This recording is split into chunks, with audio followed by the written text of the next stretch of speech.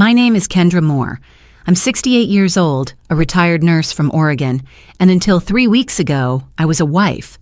For 40 years, I shared a quiet, steady life with Ben, my husband, my best friend, a veterinarian who could calm even the most frightened creature with just his voice.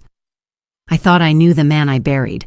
I thought I understood the life we built together. But I was wrong. The morning of Ben's funeral was cold and overcast, like the sky itself had gone quiet for him. I wore a simple navy coat and the pearl earrings he gave me on our 30th anniversary. I'd rehearsed what to say if someone asked how I was holding up. "I'm managing," I would smile. "He lived a good life." I thought I was ready. But nothing could have prepared me for the moment my phone buzzed inside my purse. We were standing by the casket. The priest had just finished reading Psalm 23 when I heard it. 2 short vibrations, sharp and intrusive against the hush of grief. I fumbled for the phone, thinking it might be a message from the funeral home. What I saw instead made the world tilt. I'm alive. That's not me in the coffin. My mouth went dry. My heart thundered against my ribs. I stared at the screen, waiting for it to disappear like a dream. But it stayed, blinking, real. Before I could process it, another message followed. "They're watching. Don't trust our sons." I froze. The priest continued his blessing. Ben's sister dabbed her eyes. My 2 sons, Eli and Travis, stood across from me, dressed in black, their expressions solemn but unreadable. Did they know? Was this some kind of cruel prank? I slipped the phone back into my coat pocket, hands trembling. I didn't cry. I didn't scream. Instead, I looked at that casket, at the wood, the flowers, the framed photo of the man I loved, and for the first time in my life, I wondered what truth it was hiding. If you've ever felt the ground shift under your feet without anyone else noticing, then you'll understand what I felt that day. This isn't a ghost story. It's not a crime thriller. It's what happened when one woman was forced to question everything: her husband's death, her children's love, and the meaning of family itself. Stay with me. You might think you know where this is going, but you don't. Because what followed those 2 messages changed everything. The burial continued, and I played my part. I nodded politely when people whispered condolences. I allowed Travis to hold my elbow as we walked from the grave. He leaned close, his voice gentle. "Take your time, Mom, we've got everything handled." I forced a smile. Eli stood nearby, checking his watch. Always in a hurry, even today.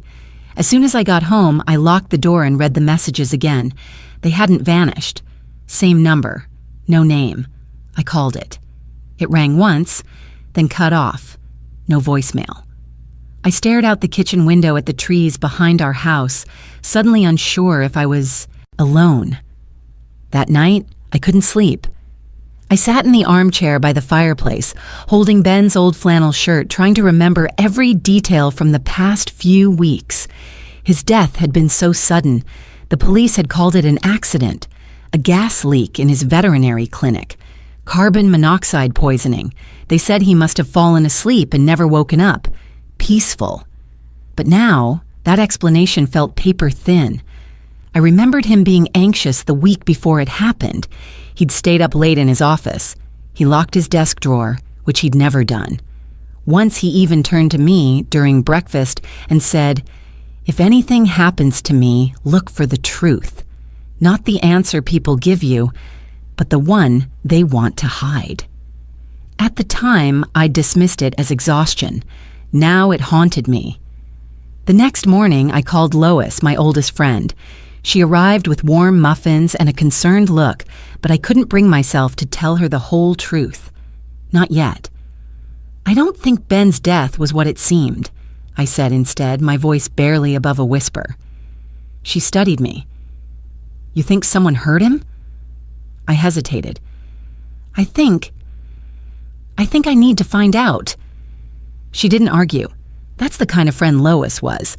She simply nodded, took my hand, and said, "Then let's start."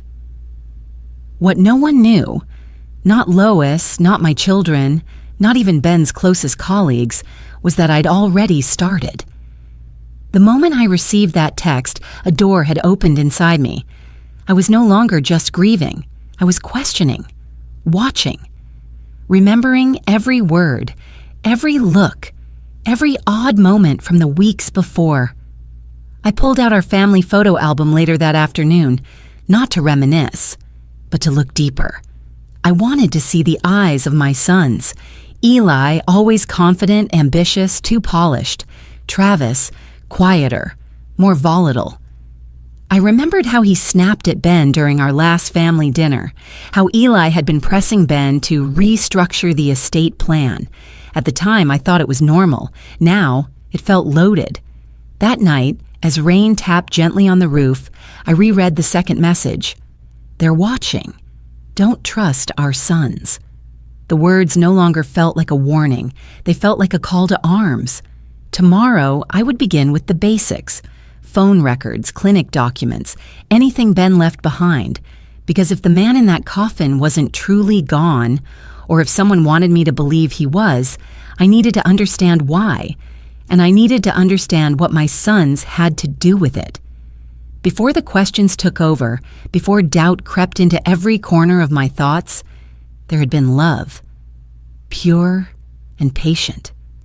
That's the part of this story I want to hold on to, not just the betrayal, but the bond that made it all matter. I met Ben Moore when I was 24, fresh out of nursing school. He was a young veterinarian in a small town just east of Portland. He'd come to speak at a local event about animal safety during wildfire season. I remember how he stammered through the first 10 minutes, blushing every time someone looked directly at him. But when a child in the front row asked about her injured puppy, he transformed. His voice steadied, his words softened. And I saw the man underneath the nervousness, a man who cared deeply, even when no one else was watching. Our first real conversation happened at the parking lot afterward. He was trying to stuff folding chairs into the trunk of his too small car. I offered to help. He offered coffee. That was the beginning. Ben wasn't flashy. He didn't bring me flowers every week or write long, poetic letters. But he showed up, every morning with a cup of tea, every evening with a hand on my shoulder as I recounted long hospital shifts. He listened. He noticed. When I said I hated how the kitchen window didn't catch the morning light, he rebuilt the frame. Quiet gestures, consistent care. We built our lives together from the ground up, first the apartment above his clinic, then the small house by the pine trees where we raised our boys. The veterinary clinic grew slowly, year by year, as Ben gained the trust of every farmer, dog owner, and ranch hand in the county. And I, still working as a nurse, became his unofficial partner, filing records, ordering supplies, even assisting with the occasional emergency surgery. We were partners in every sense. I remember holding Eli for the first time. Ben cried harder than I did. He whispered, "We have to do right by him. We have to give him more than we ever had."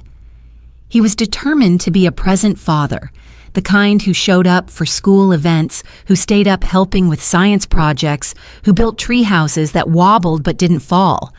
Then came Travis, smaller, quieter, always clinging to my leg. He had Ben's eyes and, for a time, his gentleness. But he was also sensitive in a way that worried us. Loud noises startled him. He struggled with rules.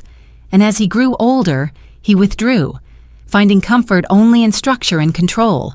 That's partly why he enlisted. The military gave him a framework for the world that made sense. Ben was proud of both boys, but he worried too. He'd whisper to me late at night, "Eli's too hungry for more. Travis, he holds on to things too tight.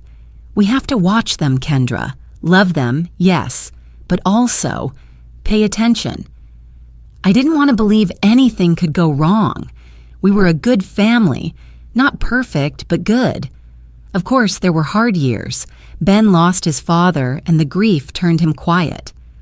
I went through a rough patch in my early 50s, overwhelmed by changes at the hospital and menopause. But we held on to each other. That was our way. In the last year of Ben's life, I started to notice something different. He grew more guarded, less talkative about the clinic. He added a second lock to his office drawer. Once I found him staring out the window at our boys as they worked on the backyard fence together. His jaw clenched, like he wanted to say something but couldn't. I asked if something was wrong. He kissed my forehead and said, "Just thinking too much.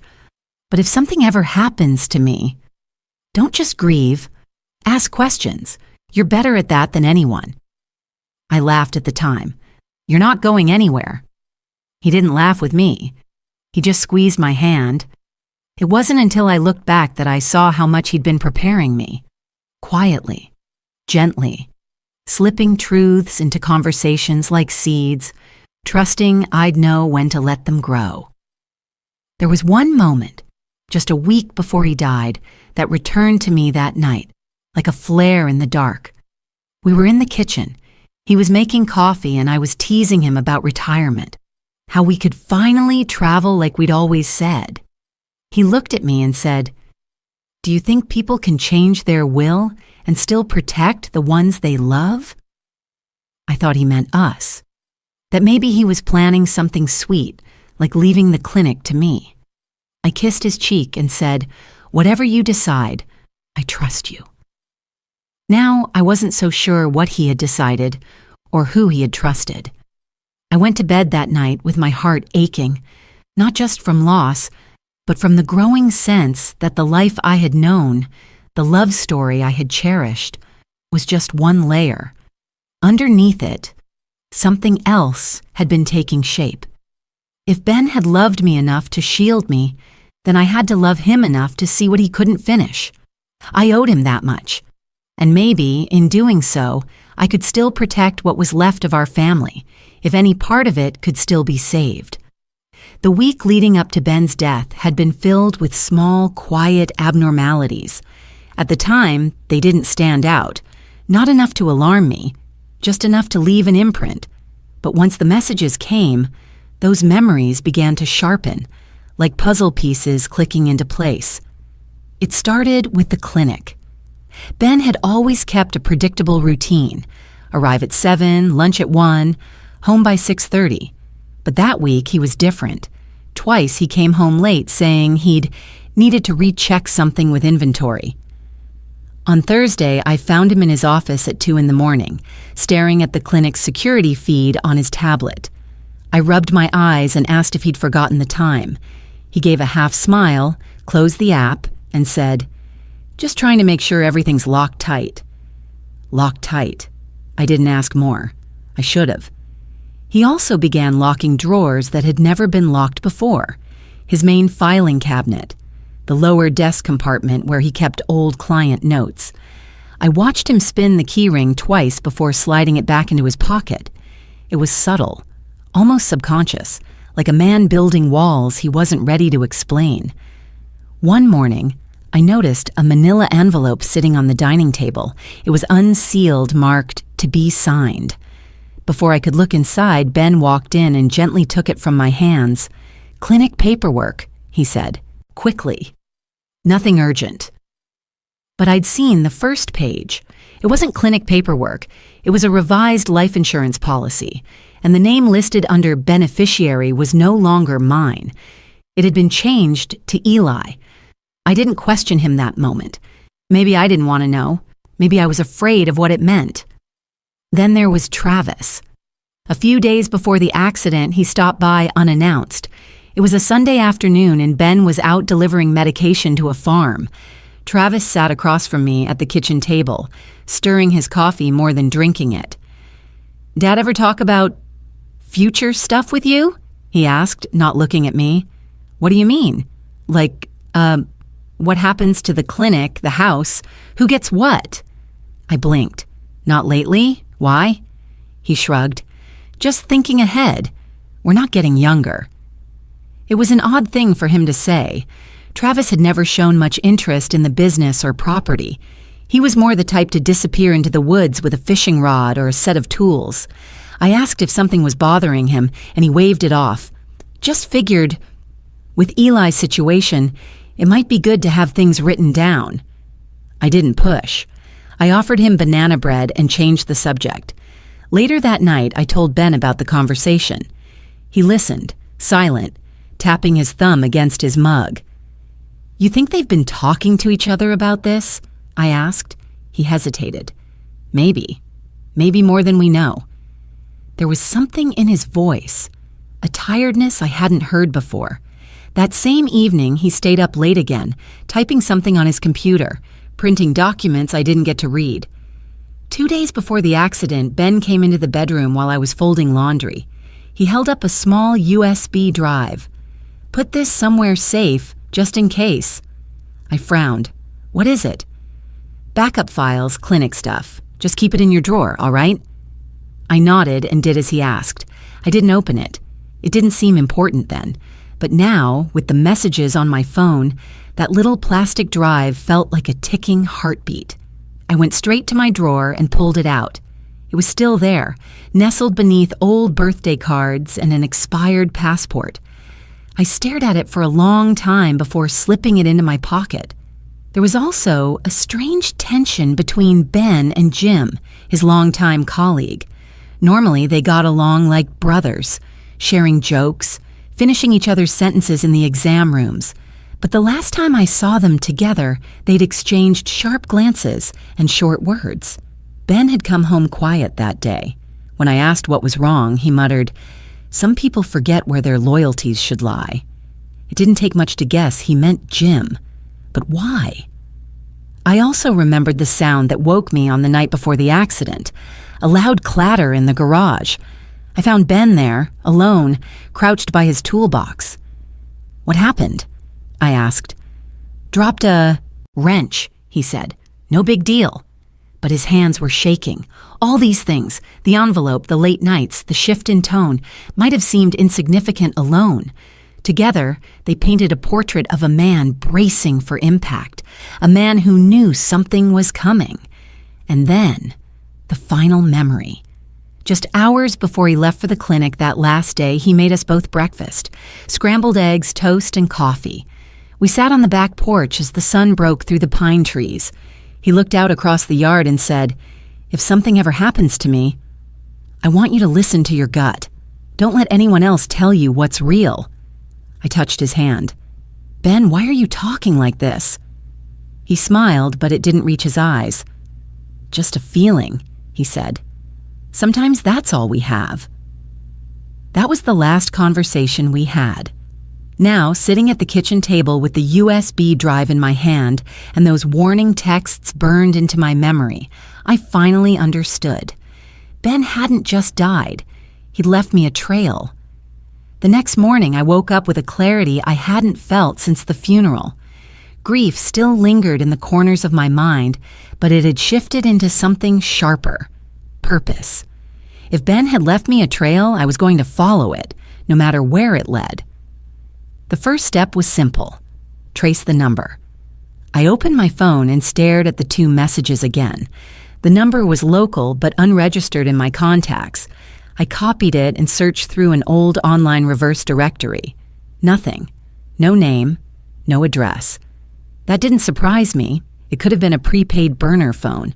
Still, something about the number felt oddly familiar, as if I'd seen it somewhere before. I called it again. 1 ring, then silence. I considered going to the police, but what would I say? My dead husband texted me from an unknown number. They'd give me a kind smile and gently suggest I talk to someone about my grief. No, I needed proof first. I called the only person I trusted enough to think clearly, Lois. She arrived in 15 minutes, her silver sedan barely parked before she was climbing my front steps with a notepad in hand. "You look like you haven't slept," she said, sitting across from me at the kitchen table. "I didn't," I replied. "I have something to show you." I handed her the phone. Her eyes widened as she read the messages. When she looked back up, her voice was hushed. "Are you sure this is real?" "It came during the funeral, Lois, just as the priest said his final words." She didn't argue. She never did when it mattered. "So, what's our move?" I took a deep breath. We find out where the message came from. Lois had once taught high school computer science. She wasn't an expert, but she knew her way around digital trails. Together, we made a list of questions. Where was Ben's old phone? Was it stolen, or could someone be using it? Could we check the service provider? That led us to Denny. Denny was a technician at the local wireless shop, barely 30, with a beanie perpetually perched on his head and a kind, if slightly suspicious, demeanor. I'd met him once years ago when Ben dropped his phone in a water trough. I called the shop and asked for him. When I explained who I was and what I needed, his tone shifted. "Mrs. Moore," he said, "you'd better come in." The shop was small, tucked between a hardware store and a bakery. Denny met us out front and gestured us into the back office. "I remember your husband," he said. "He was here a few months ago asking questions about signal backups. It was unusual for a guy like him. He asked about rerouting locations, device pings, stuff most folks don't care about." I showed him the number that had texted me. He typed it into his system and stared at the screen for a long moment. "Well, I'll tell you this much," he said slowly. "That number was activated just 8 days ago. It's tied to a device that previously belonged to..." He paused, looked up at me. "Ben Moore." My stomach dropped. "You're saying it's his old phone?" "Not the one he was using when he passed. This one's older. An older model he stopped using years ago, but the SIM was swapped and reactivated last week." I gripped the edge of the desk. "Where is it now?" He turned the monitor slightly so I could see the last pinged location, somewhere deep in the Deschutes National Forest, about 20 miles from town. "That's remote," Lois whispered. "Very," Denny said. "No towers nearby, but it bounced off one just long enough to register a signal. Could have been someone passing through. Or camping." Ben hated camping, but he knew that forest. He'd done house calls near there for ranchers. It would be a perfect place to hide, or to stage something. I asked Denny if the device was still active. He shook his head. "It hasn't pinged again. Might be turned off or destroyed." Back home, I sat by the window for a long time, watching the wind move through the pine trees in the backyard. If Ben's old phone had been reactivated, then someone, maybe Ben himself or someone helping him, had gone to great lengths to send me those messages. And if they were hiding in that forest, there was a reason. That night, I pulled out the clinic's spare keys. I hadn't been inside since the accident. The authorities had cleared it, ruled it an accident, and left everything as it was. But now, I needed to see for myself. The clinic smelled exactly the same as it always had. Antiseptic, cedarwood, and the faintest trace of dog shampoo. But this time, the scent hit me like a memory folded in on itself. It wasn't just Ben's workplace. It was where we built a life side by side, where the boys used to play under the exam tables, where late-night emergencies turned into quiet victories. And now, it felt like a hollow shell filled with questions. I locked the door behind me and stepped through the narrow hallway. The front desk still had a sticky note with my handwriting, "Buy more gauze pads." On the counter sat the ceramic mug Ben always used, still unwashed. The calendar on the wall was frozen on the week he died. Thursday had a scribbled note, "Jim, reorder atropine." I moved toward the back office where he kept the files and security system. The metal filing cabinet still had the double lock. I remembered he started locking it just a few weeks before the accident, and I remembered why I kept the spare key in the sewing kit drawer at home, because he'd once told me, "You never know when your wife might need to investigate you." The key turned with a soft click. Inside were folders labeled in Ben's neat slanted writing. Patient files, vendor invoices, a folder marked legal, personal. I opened it, scanning for anything that might explain the changes to the insurance policy. There it was, an amended life insurance form with Eli listed as the new primary beneficiary. The date of change? Exactly 3 months before the accident. My hands began to shake, but I kept going. I booted up the old desktop. Password protected, of course. But Ben was a creature of habit. I typed our wedding date in reverse. It worked. The security camera software was still installed. I navigated to the recorded footage from the night of the accident. The file was there, but when I clicked on it, an error message popped up. Corrupted file, unable to load. I tried again. Same result. I opened the folder containing backups. Most were intact. Routine days, animals arriving, clients leaving. But the recording labeled with the date Ben died had a smaller file size than all the others. It had been tampered with. I clicked on the recording from 2 days prior instead. The grainy footage showed Ben arguing with someone in the hallway outside the medicine room. The man's back was to the camera, but the build was familiar. Tall, broad-shouldered, wearing a green utility jacket. Travis. I paused the footage, leaning in.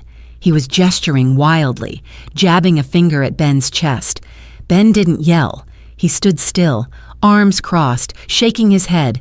Then, without warning, Travis walked past the camera, straight toward the pharmacy cabinet, and Ben followed, locking the door behind them. The video cut off at that point. I checked the log. The rest of the footage that day was missing. I sat in Ben's chair, heart pounding.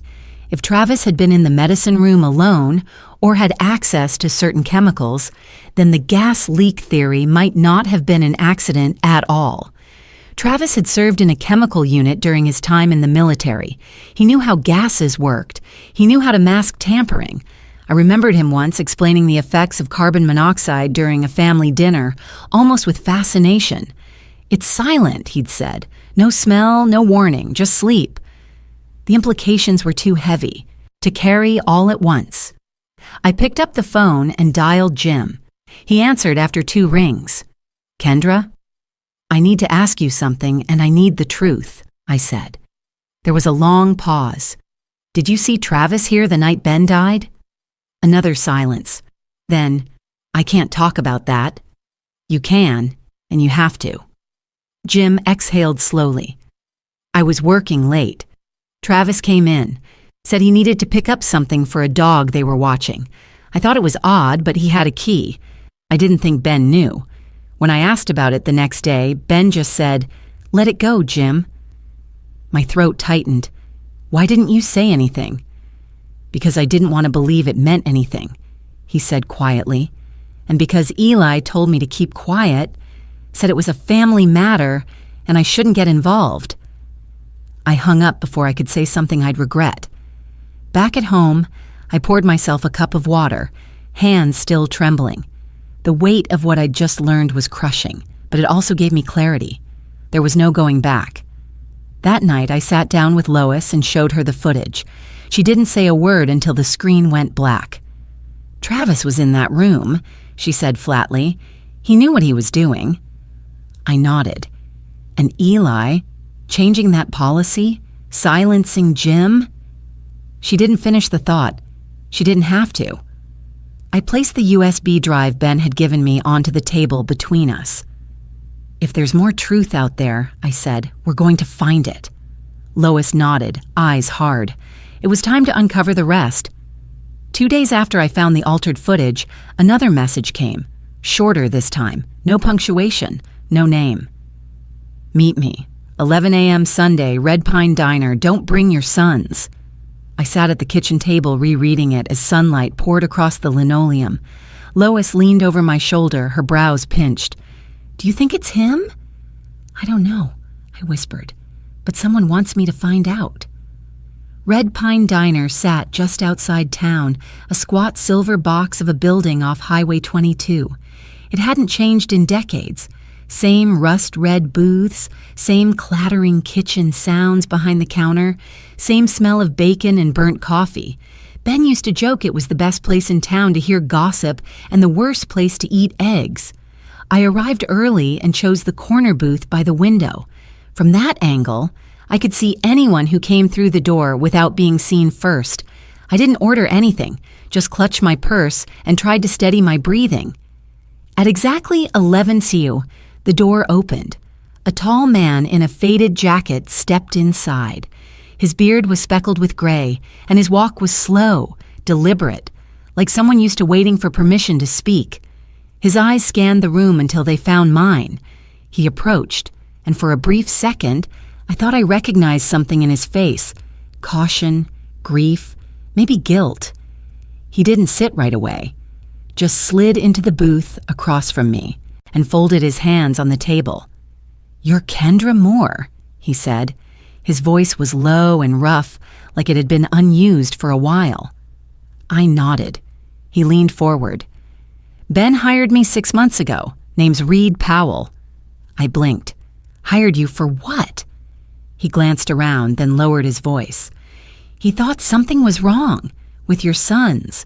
Said they were circling, asking about estate plans, pushing for control of the clinic. He didn't trust them, especially Eli." I sat back stunned. "He never told me." Reed shook his head. "Didn't want to worry you. Said you were the kind of woman who'd burn the house down if you thought someone inside was lying." "That's not far off." He almost smiled. "What did Ben ask you to do?" "Follow them. Record anything suspicious. Look for inconsistencies in behavior, financial moves." Ben suspected Eli was in serious debt. Gambling, failed ventures, something offshore. He thought Travis was being pulled into it. Said Travis wasn't thinking clearly anymore. I thought of Travis's tight smiles, the way his eyes darted away when asked direct questions. I thought of the military service, the restlessness since he came back, and of Eli, always charming, always planning, always distant. "I've got audio," Reed continued. "A few clips, nothing staged. Just them talking when they thought no one was listening." "Of what?" He reached into his bag and pulled out a small device. Pushed play. Eli's voice first, crisp, cold. "If he goes under, medically, the estate's frozen. She can't move it without approval." Then Travis, quieter, strained. "You want me to do it?" A pause. "I'm saying, if we wait much longer, the clinic sells. The money's gone. Do you want to clean up after that?" Another voice. Travis again, this time lower, more haunted. "I know what stops someone from speaking. I've used it." The recording clicked off. I didn't realize I was holding my breath until Reed turned off the device. "That was 2 weeks before Ben's death," he said. "They didn't say carbon monoxide, but I dug into Travis's service records. He worked around chemicals, a lot. He would have known exactly how to cause an accidental leak." I sat frozen, unable to speak. Reed reached into his jacket again and placed a flash drive on the table. "It's all here. Everything I've got. Locations, recordings, financial transactions." I hesitated. "Why now?" "Because someone's trying to silence the trail," he said, his jaw tightening. 2 days ago, my apartment was broken into. Nothing stolen, just my backup drives smashed. But I keep triple copies. Ben told me never to trust a single point of failure. I took the flash drive and slid it into my coat pocket. "They think I'm weak," I said, "that I'll break or give up." "They don't know you then." He leaned back. "Ben always said you'd be the last woman standing in a storm." I believe that now. Outside, the wind had picked up, bending the pine trees in the distance. As Reed and I stood to leave, he paused and turned to me one last time. "Kendra, don't wait too long. The more they suspect, the faster they'll move." I nodded. And for the first time since the funeral, I didn't feel alone in the storm. That evening, I waited until the house was dark and quiet before locking my bedroom door and taking out the flash drive Reed had given me. My hands trembled slightly as I plugged it into Ben's old laptop. A folder popped up on the screen, labeled in all caps, for KM only. I clicked. Inside were subfolders, financials, photos, clinic logs, and one titled Audio. I opened it. There were several short recordings, most marked with dates from the previous few months. Reed had kept everything organized. I started with the file named simply Garage OFIV 14. The audio clicked on. For a few seconds, all I heard was the creaking of wood, the sound of someone pacing, then Eli's voice. "He's slowing down, Travis. You can see it. We just need to let it happen." "I'm not waiting for letting it happen," Travis said. His voice was tighter, clipped, not quite angry, almost scared. "You said this would be simple, that we'd talk to him, not—" Eli cut him off. "I said we'd protect Mom. The longer we wait, the more likely he changes things. And don't forget, he already switched the account access once." "You want him to do it again?" There was a pause. Then Travis said something that chilled me to my bones. "I know what'll keep him from changing anything ever again. I know what'll make him stop talking." The air around me went still. Eli sighed. "You sure?" "I've seen it. 1 dose. No smell. No trace if done right. He'll fall asleep and never wake up." I paused the recording. The room was silent except for the faint ticking of the clock above my bed. I pressed play again, forcing myself to listen. Eli's voice returned. "Do it before the end of the month. We can't keep floating the debt." "Ben's not stupid," Travis muttered.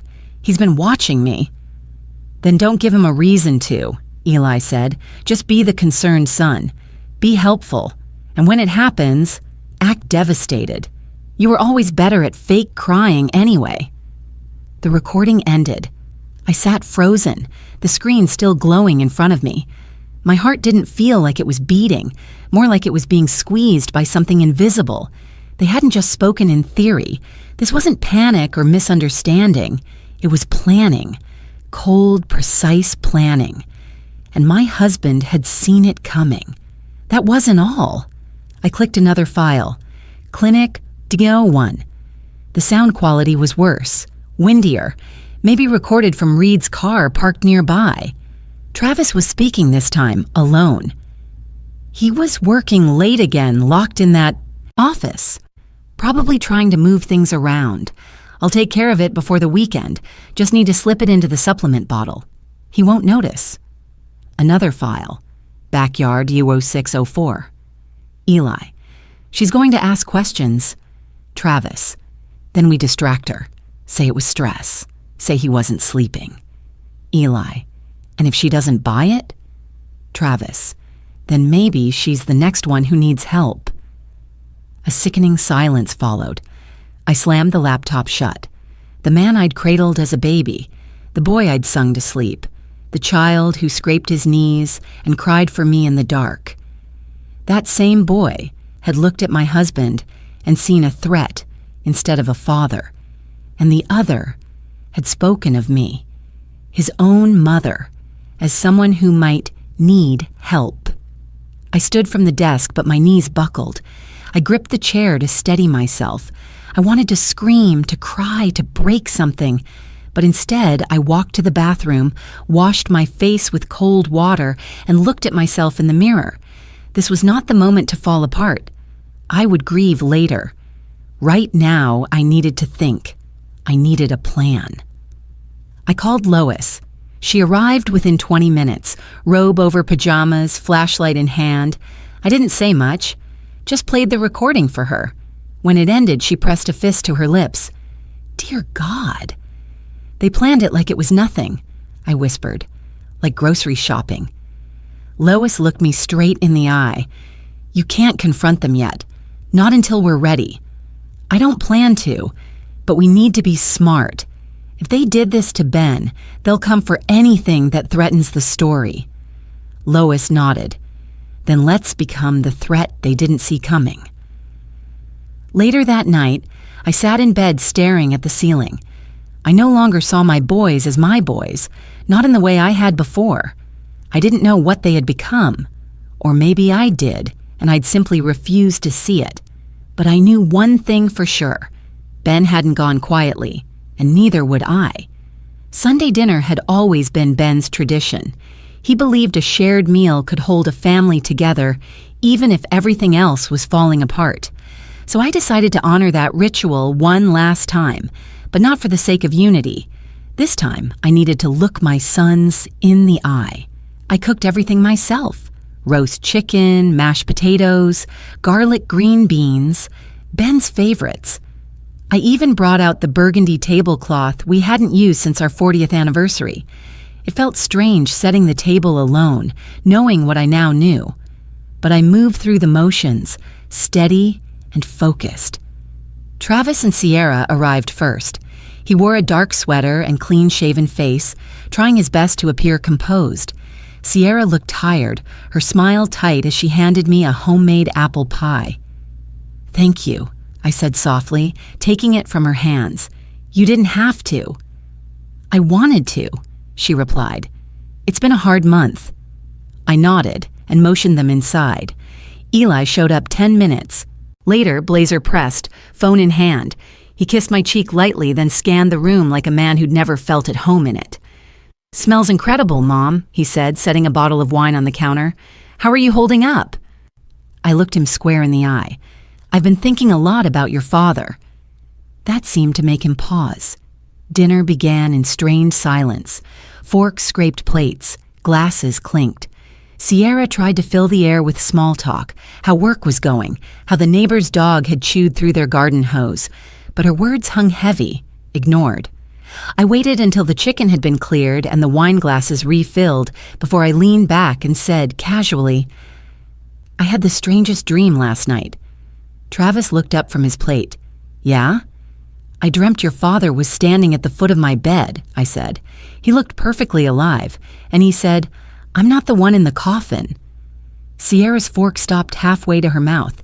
Eli chuckled lightly. "Dreams are how we process grief, Mom." "Maybe," I said, keeping my voice even, but then he whispered something else. He said, "They're watching. Don't trust our sons." The silence after that was razor thin.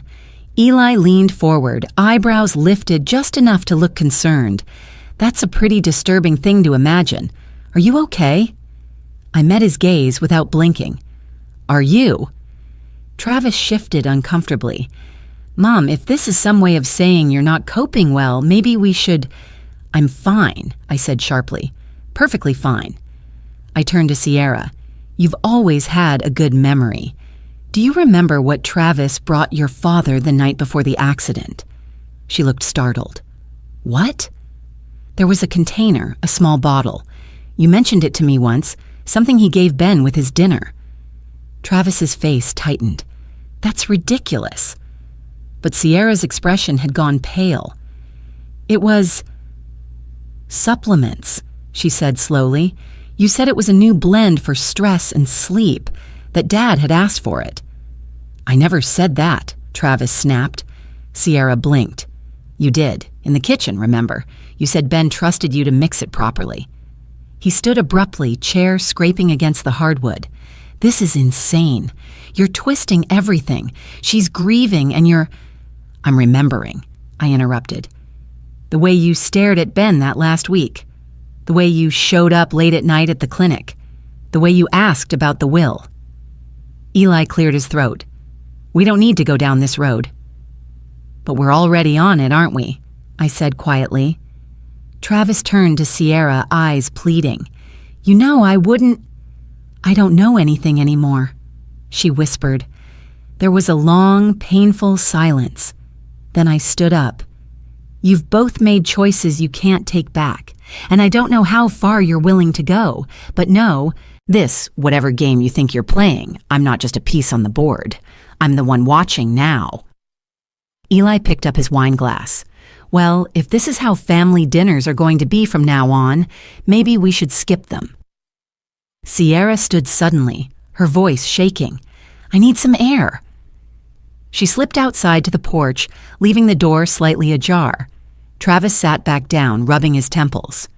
"You're blowing everything out of proportion." I said nothing. I simply gathered the plates and walked into the kitchen.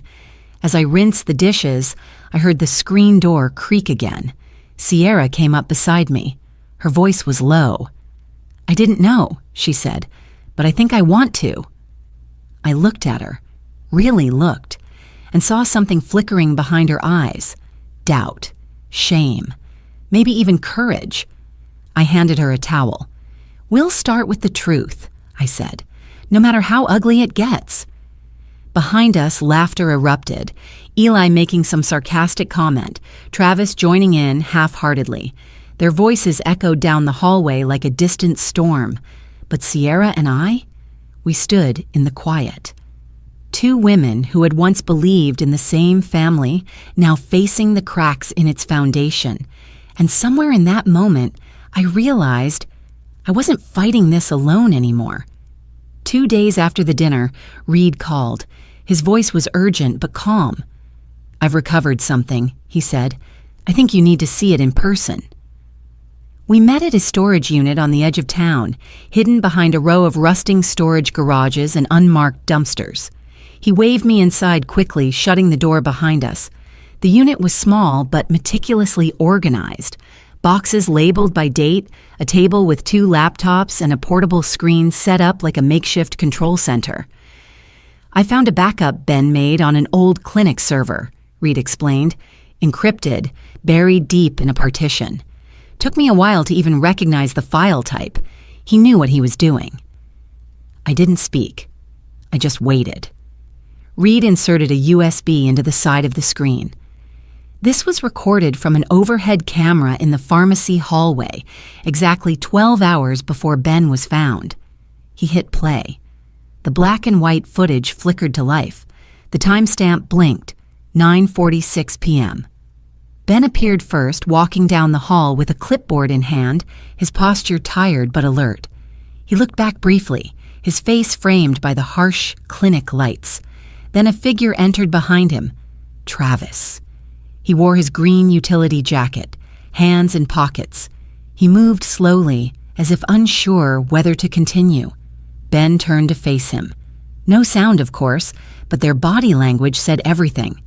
Ben was speaking, shoulders squared. Travis responded, arms wide as if pleading. Ben shook his head. Then it happened. Travis pulled something from his coat pocket, a small vial. He held it up. Ben stepped back.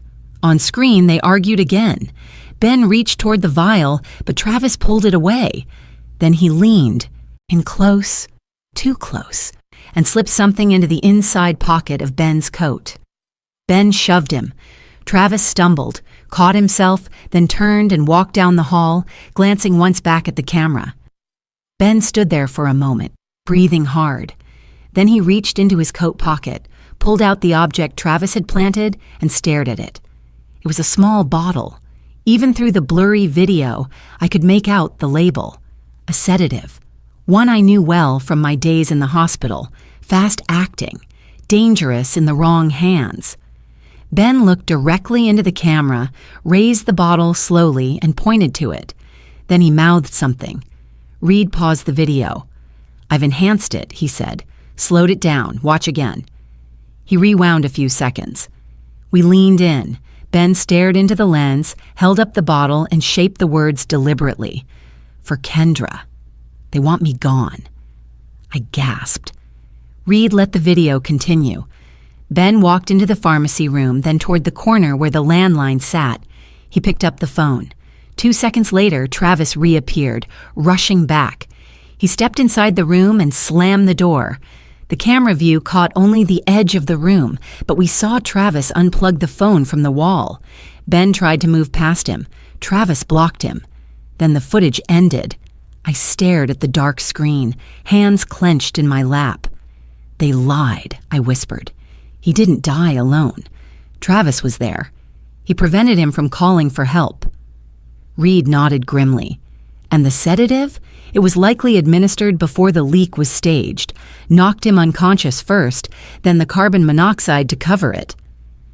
My body felt numb, but my mind was clear. "And Eli?" Reed clicked open another folder on his laptop. "He's in the financial logs, moving money between personal and offshore accounts the same week the insurance policy was changed. He used a proxy to transfer clinic assets to a holding company in his name." Ben had suspected it. He'd tried to protect us. He'd left breadcrumbs. Reed looked at me, voice softer now. "They wanted control, not just over the money, over you, over the story." "They don't get to write the ending," I said. I left the storage unit with a flash drive in my coat pocket and fire in my chest. That night, I pulled out a worn photo album from the shelf, one Ben and I had built over decades. I flipped through pictures of the boys as toddlers, birthday parties, family hikes, holidays. I studied the faces of the sons I thought I'd raised, and then I turned to a blank page in the back. I slid in a new photo, one I'd taken that evening of the paused video screen, Ben's face, that final glance, the truth, frozen in time. He hadn't gone quietly, and now neither would I. I woke up the next morning with a strange sense of stillness, like the house itself was holding its breath. The truth had settled in my bones overnight, no longer just theory or suspicion. Ben had been silenced, deliberately, and I was no longer searching for proof. I had it. I wasn't afraid anymore, but I also wasn't naive. If they knew I was digging, they wouldn't just stand by. That's when the third message came. They know you've seen it. Be careful. You're not safe. No punctuation. No sender ID. But it came through the same channel as the first two. I stared at it for a long time. Then I got up, got dressed, and went straight to Lois's. She opened the door before I could knock, her face tight with worry. "You got another one?" she asked. I showed her the screen. She let out a shaky breath. "It's getting closer." "I need to move faster," I said. "They're ahead of me." We sat in her kitchen, the air thick with tension. Lois handed me a mug of black coffee. No sugar, just how Ben liked it. I didn't sip it. I just held the heat between my palms. Lois leaned in. "We have the footage, the audio, the insurance documents. What we need now is someone who can act on them." "I'm going to the sheriff," I said. "Tomorrow morning." She nodded. "Do it." We were interrupted by a knock at the front door. Lois frowned and walked down the hallway to answer it. A second later, I heard her voice, strained, sharp. "She's not here." Then a thud, a loud crash. I ran toward the noise. Lois was on the ground at the base of her staircase, a broken photo frame nearby. Her hand was bleeding, her glasses cracked. The front door stood wide open, no one in sight. I dropped beside her. "Lois, can you hear me?" She groaned. Someone pushed me. He was wearing a hood, tall, said, "Stay out of it," then shoved. I called 911. As the ambulance pulled away, I sat on her porch steps, shaking. They had come to her house, not mine. They wanted to scare me through her, and they were done being subtle. That night, I slept with the lights on. At dawn, I brewed coffee and stared out the window for a long time. The hummingbird feeder swung in the wind. In the distance, the trees stood still. I called Reed. "They pushed Lois down the stairs," I told him. He didn't sound surprised. "We're officially past the warning phase." I paused. "I want to go public." He hesitated. "Not yet. We need one more card." "What do you mean?" "I know someone at the sheriff's office. Deputy Keller. Quiet, reliable. If we bring the right package to him, it won't get buried. But we'll need everything lined up." "I have everything." "Then meet me tonight." By evening, we were seated in the back of Reed's truck outside the county library parking lot. Laptops open, flash drives ready. We reviewed every file, every recording, every document.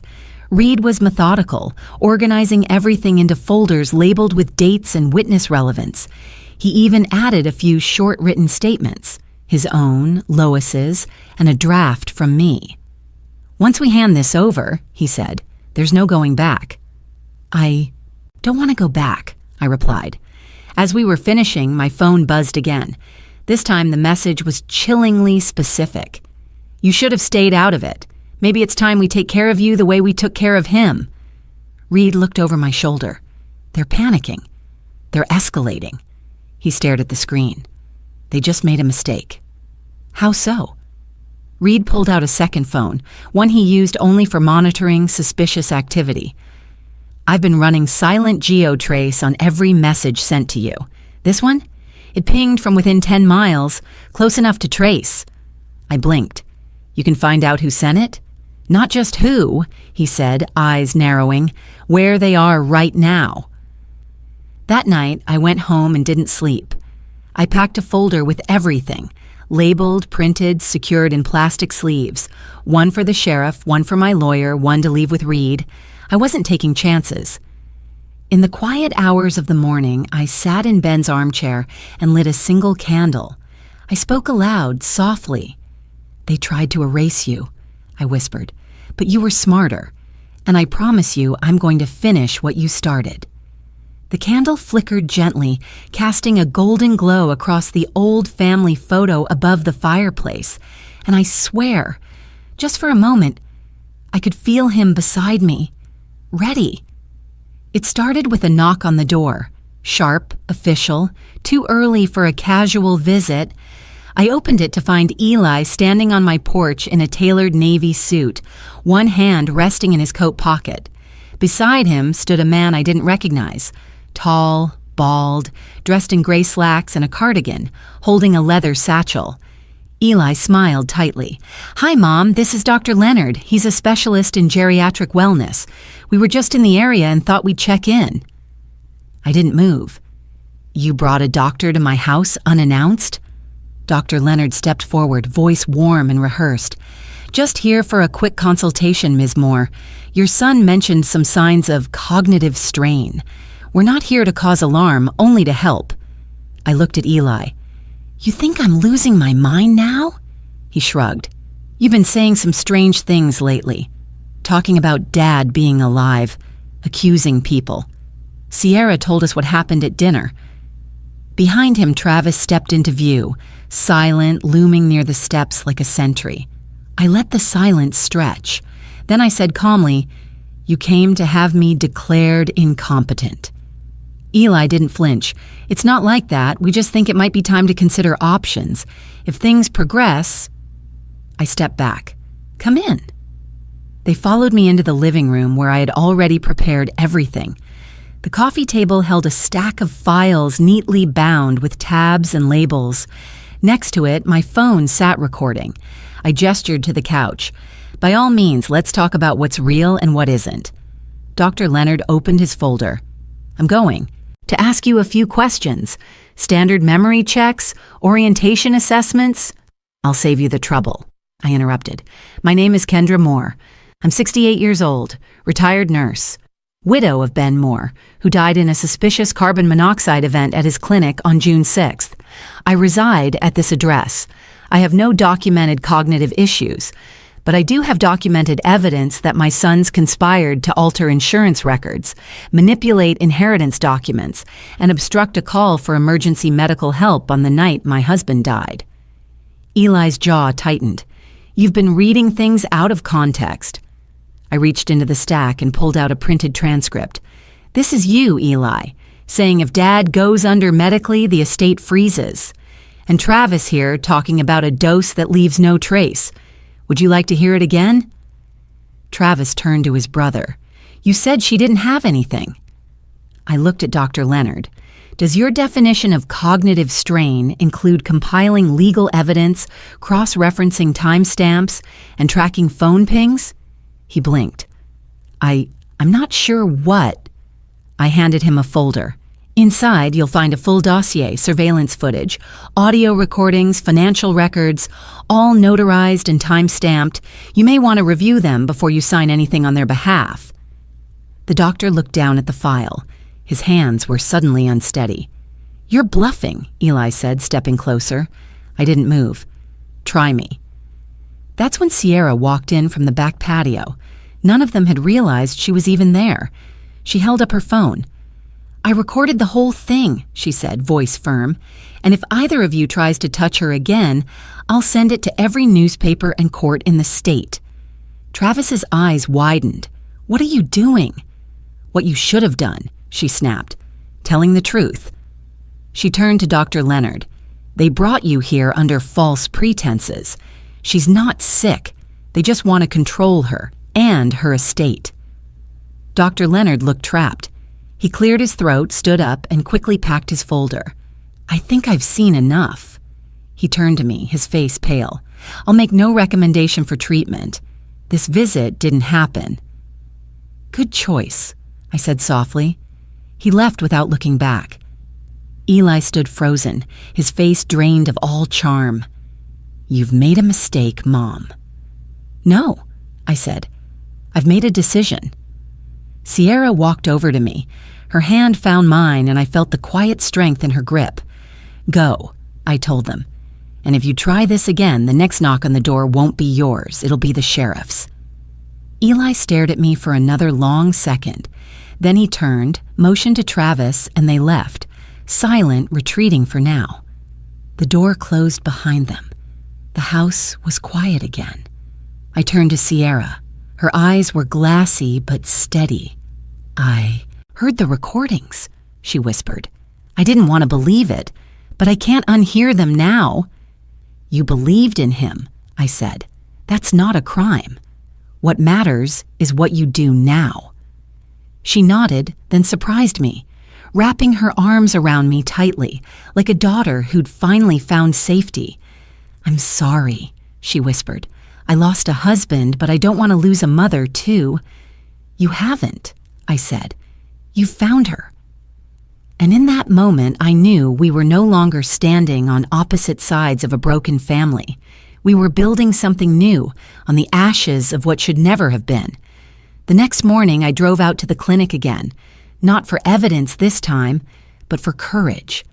The wind tugged at the flag out front. The parking lot was empty except for Jim's familiar green pickup truck. I had called him the night before, asking for 5 minutes of his time. He had agreed, but with hesitation in his voice.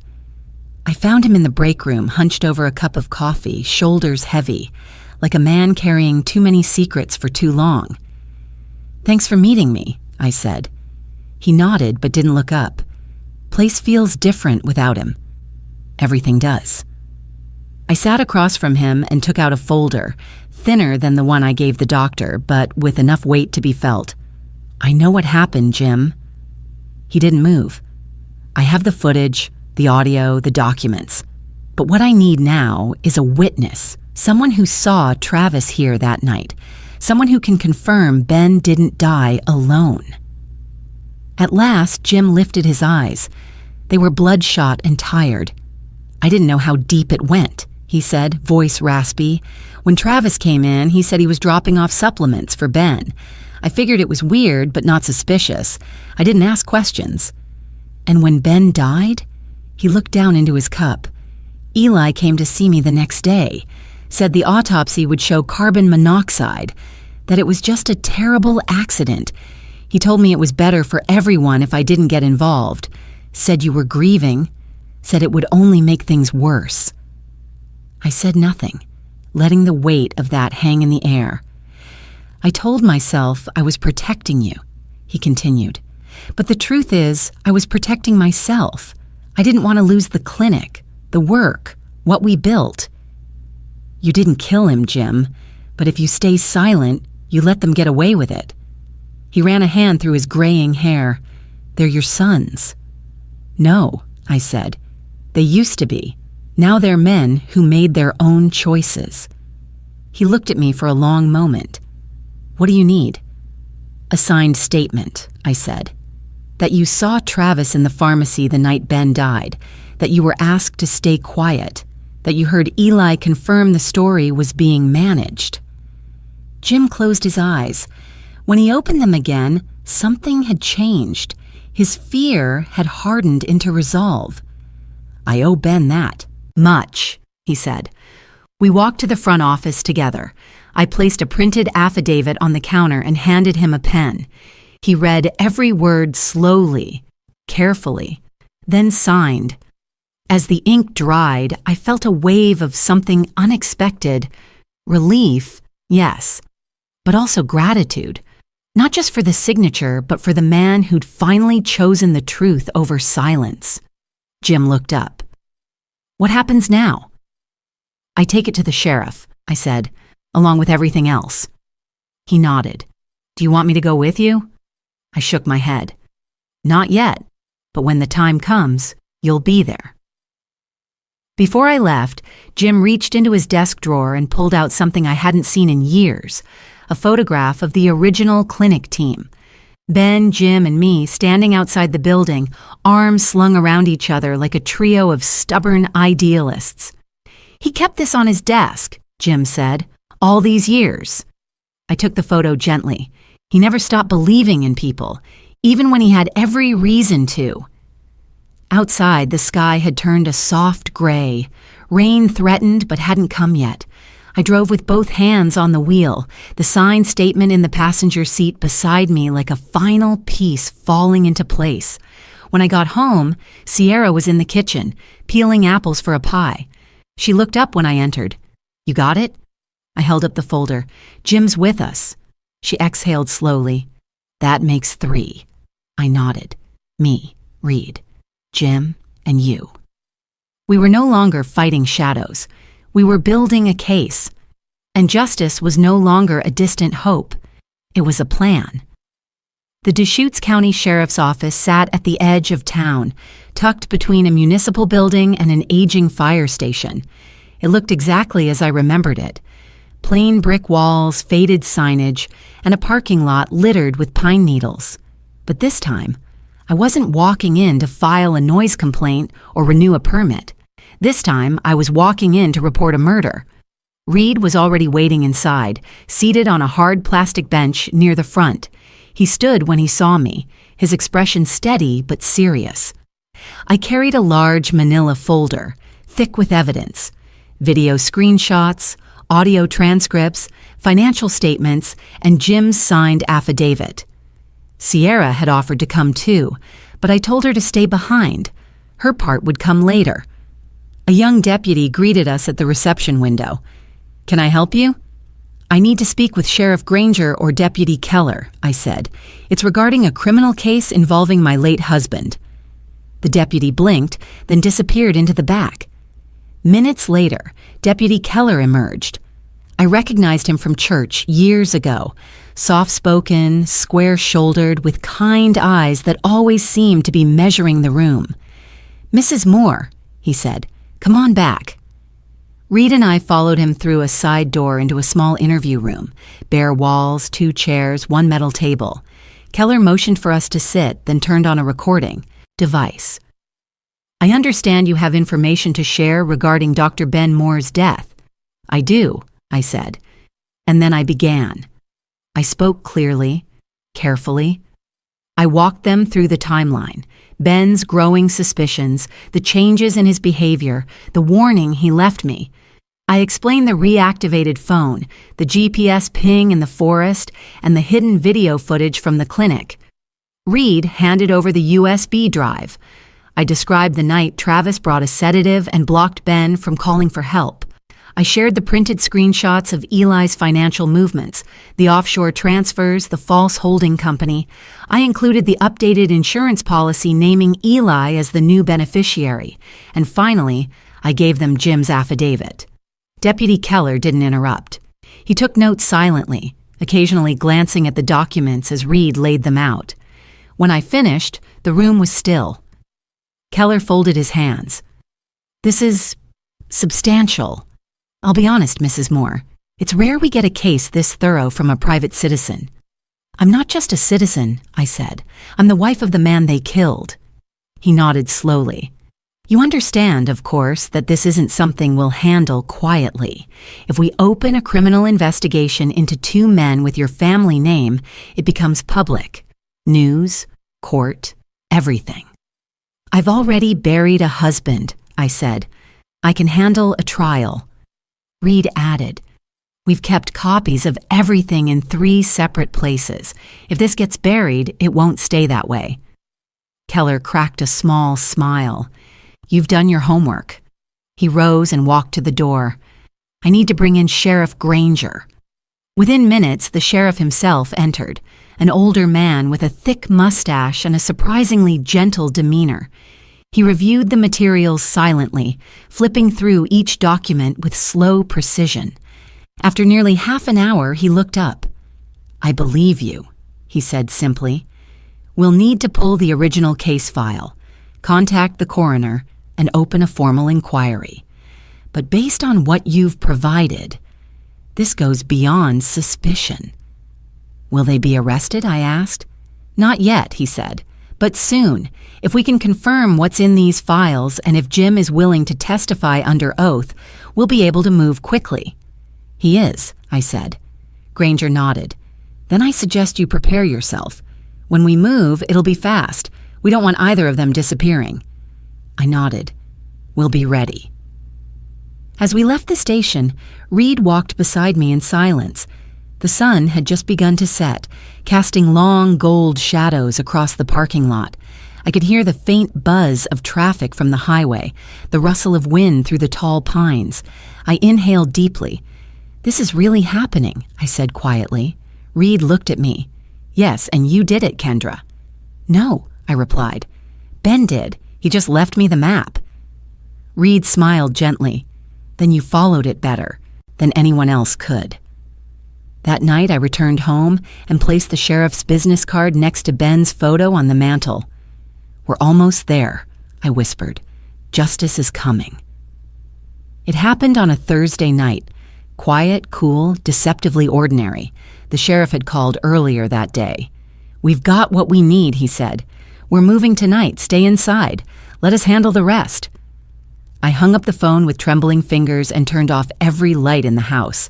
I sat by the window in the dark, watching the moonlight glint off the gravel road like silver threads waiting to be pulled. Across town, Eli and Travis had no idea what was coming.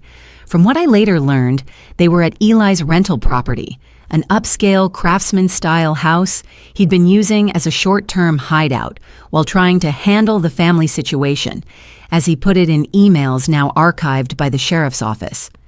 Inside, the brothers were preparing to serve me with a court order. Eli had convinced a local attorney to draft emergency conservatorship papers. The plan was simple. Declare me mentally unstable, have me committed temporarily, and gain full control of the estate while I was silenced. It would have worked, too, if they hadn't already gone too far.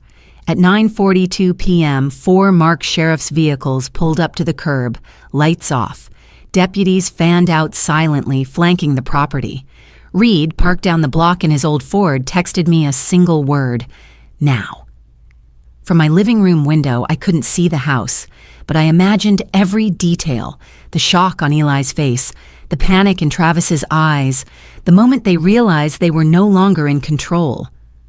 I later saw the body cam footage. Travis opened the door first. He wore sweatpants and a flannel shirt, barefoot. He looked groggy, annoyed. Then he saw the badges. "What's going on?" he asked, voice cracking. "Deschutes County Sheriff's Office," one deputy said. "We have a warrant for your arrest." "For what?" he stammered. "Suspicion of conspiracy to commit murder, insurance fraud, and obstruction of justice."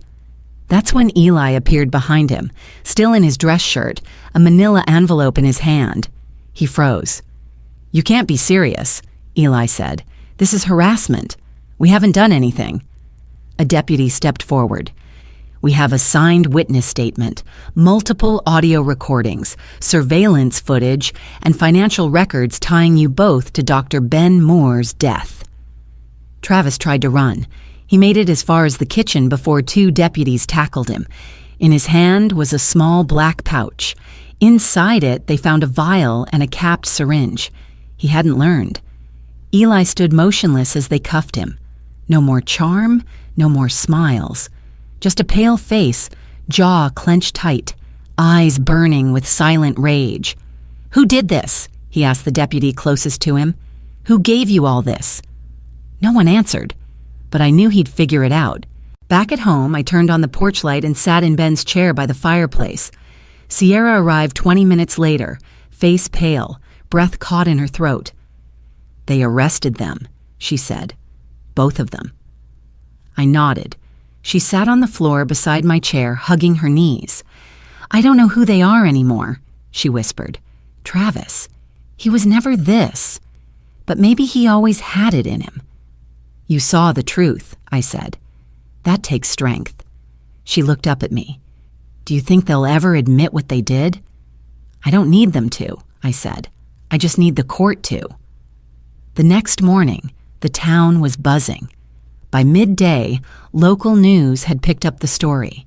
Veterinarian's death, reopened after shocking evidence uncovered.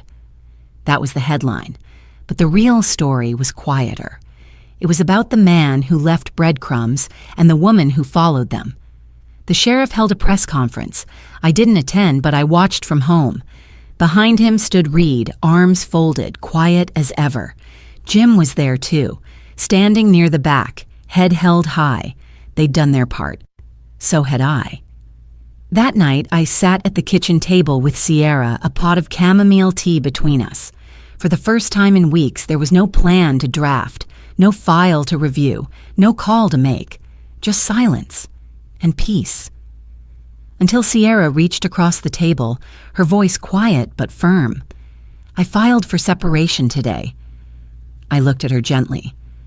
"I'm sorry." She shook her head. "I'm not anymore." We drank our tea in silence, the world outside finally still.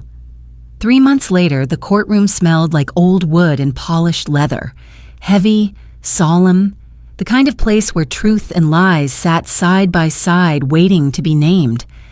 I sat in the front row, hands folded in my lap, Sierra beside me.